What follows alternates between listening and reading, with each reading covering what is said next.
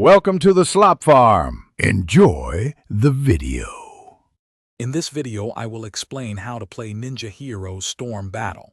To begin your adventure, always follow the in-game tutorials. They guide you through the initial steps. You'll start with a core team of 3 ninjas, Naruto, Shikamaru, and Yamato.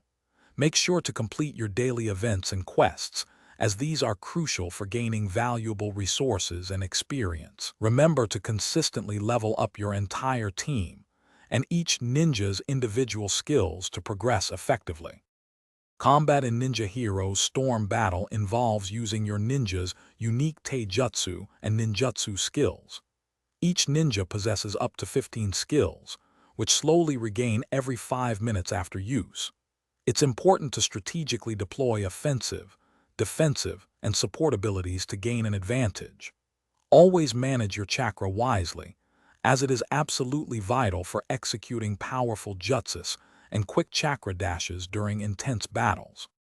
To strengthen your ninjas, focus on leveling up their 6 core skills, such as taijutsu and ninjutsu.